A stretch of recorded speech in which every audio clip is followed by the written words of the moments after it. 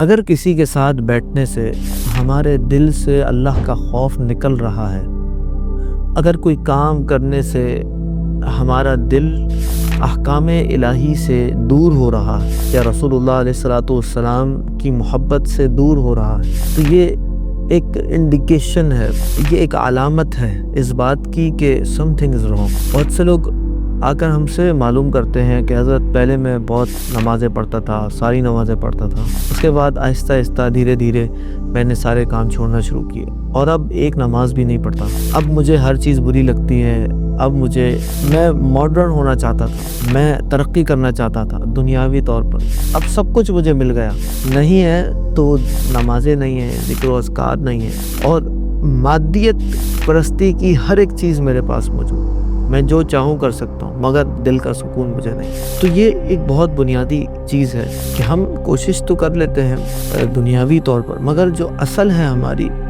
Civil, جو ہماری روح ہے، اس کو غذا نہیں پہنچ پاتی۔ دیکھیں بھائی، یہ کانسیپٹ ذرا سمجھیں آپ لوگ، ہم میں سے ہر ایک کو نا اللہ نے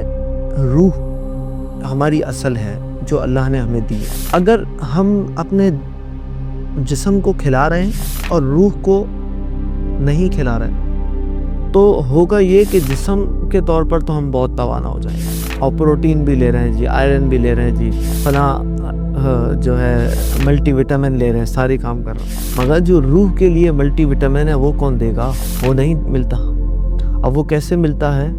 وہ اچھی دوستی سے ملتا ہے، اچھی گیدرنگ سے ملتا ہے۔ آپ کتنی بھی ترقی کر لیں، اگر آپ نے اللہ کے ذکر کے لیے کچھ وقت نہیں نکالا ہے تو الٹیمیٹلی آپ کو پریشانی ہونے والی ہے۔ یہ بات آپ میری لکھ لیں، کہیں نہ کہیں زندگی میں ایسے معاملات ضرور آ جائیں گے کہ آپ ایک دم اسٹک ہو جائیں گے، سمجھ نہیں آ رہا کہ کریں کیا۔ ابھی پچھلے دنوں ابا حضور کے پاس ایک کیس آیا کہ وہ صاحب ٹرینر ہیں این ایل پی کے ٹرینر، اور ایک بہت بڑی کمپنی وہ رن کرتے ہیں خود، مگر کچھ معاملات ایسے ہوئے، تعلقات کچھ خراب ہوئے آپس کے، تو ان کے ساتھ بہت سارے پرابلم شروع ہو گئے۔ حالانکہ وہ مائنڈ سائنس کو بہت اچھی طریقے سے جانتے ہیں، مگر وہ خود یہ بات تسلیم کرنے پر راضی ہو گئے کہ مائنڈ سائنس جہاں ختم ہوتا ہے نا، وہاں سے روحانیت کی ابتدا ہوتی ہے، پھر وہاں سے آپ کو اللہ کی طرف آنا ہی پڑتا۔ تو اس لیے بہتر ہے کہ پہلے ہی آ جائیں، کیوں ہم سارے کام کرنے کے بعد پھر اللہ کی طرف آتے ہیں؟ اگر پہلے ہی اللہ سے لو لگا لیں، ذکر الہی کریں، اپنے گھر میں میلاد کریں،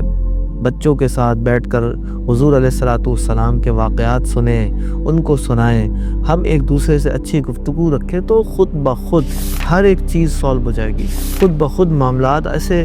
پریشانیاں آتے آتے ختم ہو جائیں گی۔ اگر روزانہ صدقہ کرنے کی ہم عادت بنا لیں تو خود بخود سکون محسوس ہو جائے گا۔ اور یہ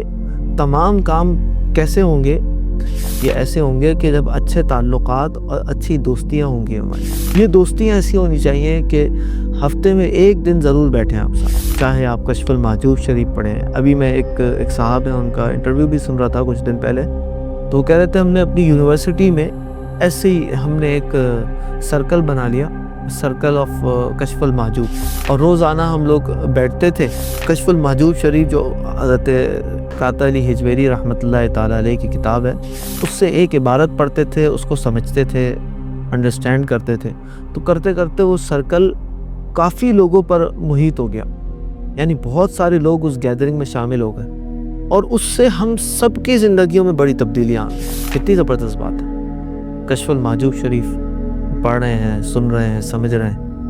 تو یہ چیز ہمیں زندگی میں آگے لے جانے والی ہے۔ تو میری گزارش ہے تمام ویورز سے، جو بھی مجھے دیکھ رہے ہیں، یا آپ کے ارد گرد میں کوئی ایسے لوگ ہیں کہ جو اللہ نے جنہیں دنیاوی طور پر وسعت دے دی ہے مگر پھر بھی خالی ہیں، ان تک میری یہ ویڈیو ضرور پہنچائیں، اور اپنی زندگیوں میں ابھی سے اللہ کے ذکر کو، رسول اللہ کے ذکر کو، حضور کی سیرت کو داخل کریں، تو پھر دیکھیں کامیابیاں ہی کامیابیاں ہوں گی۔